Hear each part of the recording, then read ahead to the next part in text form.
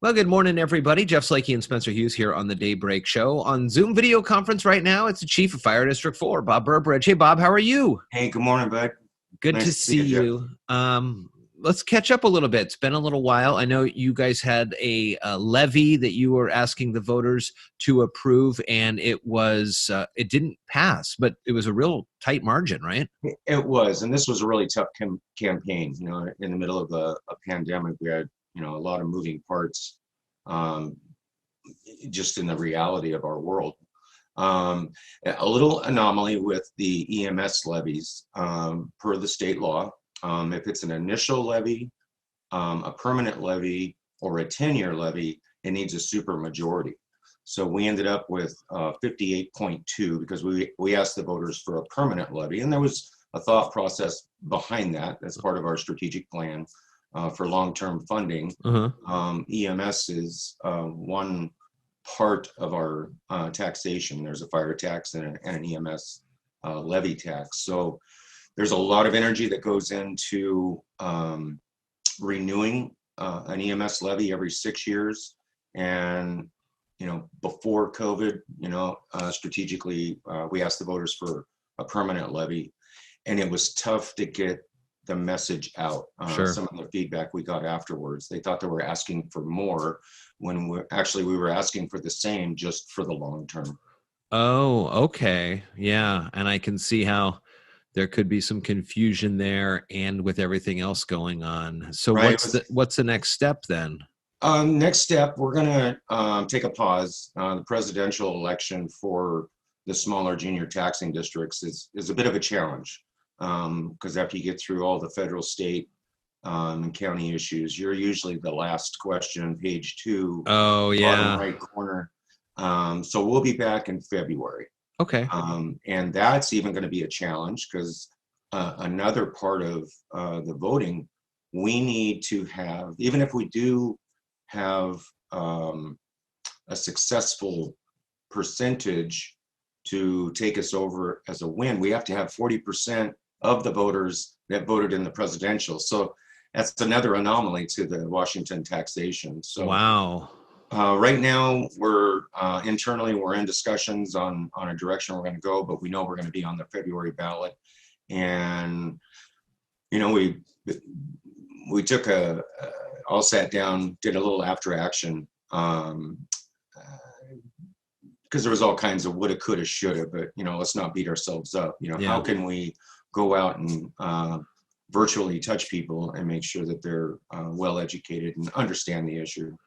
I know you guys in Fire District 4 do a lot of outreach, and you're out in the community a lot. And if I am not unfamiliar, when I went to the website here, masonfire4.com, you're also looking, of course, for volunteers, but you're also hiring as well. Is that right? Correct.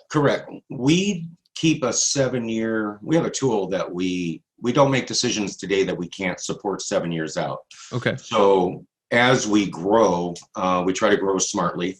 We want to sustain any growth in our additional staffing. So I've had actually the pleasure the last few days talking with several area firefighters on, we do it a little different application interview. It's in person, and we have all our precautions. But we really want to get to know the person. We don't have standardized interview questions, and it's a little bit more personable, puts people at ease, and you really get a chance to, to find out who's in front of you and what their values are. These fires that have been up and down the coast these last couple of days, my gosh. I'm like Spencer. I came from California. I grew up watching the hills in Ventura and Los Angeles. That was an annual thing. And coming up to Washington, it's an unprecedented year. We've been forewarned, over the last couple of years. We watched Western Washington experience poor weather, drier conditions, the green side, starting 3 years ago. The green side of the state was starting to burn. And, that fire-wise and that prevention and still today, what can people do to protect their homes? anything that's combustible around your house, something you can move today. You don't need to call the landscaper to prune anything. There's not that time, but keep the hose attached. Get rid of any cardboard. I think everybody's done a lot of Amazon shopping, over the last 6 months. Get those summer chairs out. Really take a look at what could burn around your house and push that out. And that's where the FireWise principles come from. Today is the 19th anniversary of 9/11, September 11th. And as I look, and we were talking about job opportunities at Fire District 4, the minimum requirement is 18 years old, which means these kids they weren't even born when this happened. Yeah, they have to go to YouTube and go to the internet to even try, one-dimensional way experience those days. Yeah, that was on the other side of my career. So yeah, 9/11 for me has a touch on my heart. There's Johnny Burnside and Captain Vernon Richards, a couple guys that I went back to attend their funerals. At the time, there was so many funerals going on that the uniform numbers were starting to drop. And, the union put the word out to all the locals. And I responded to that, went back on November for Johnny Burnside. That was an incredible experience. All the myths, I guess, of the people of New York and all that. Talk about being embraced and taken in. I think some of that went away after a couple of years and people started honking at each other. Sure. But to go back and it was a phenomenal experience. And you take advantage of being on the East Coast, and I'll never be able to see Washington, D.C., where there's 4 of us on the mall walking, through all the monuments. You can't have that experience again. But yeah, 19 years ago, that those are the days, when the Challenger went down, and those big days in your life. That's one, because I was working for District 5, Central Mason at the time, out of the Allen Station. So while you're getting ready for work, you're watching planes go into buildings, and it was an unusual news day because it wasn't repeated. It was, the entire day just kept getting worse. Yeah, I do remember that. And then it was just a fundamental change to, how we fly, how we protect the country and ourselves. And a soft spot in my heart. Definitely a day for remembrance and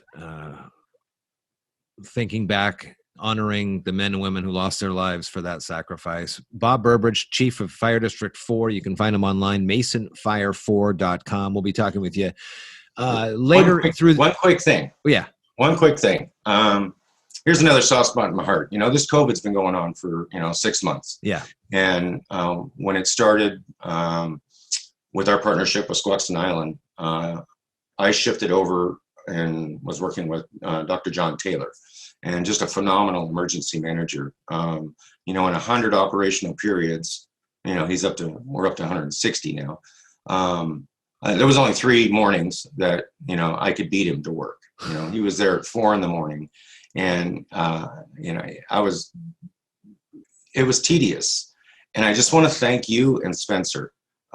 You were a morning foundation with your humor, and the community needs that humor and that candid while you can present the news and its seriousness. So thank you for being my morning foundation for a long time. Bob, thank you so much. I mean, that is just, it means a lot.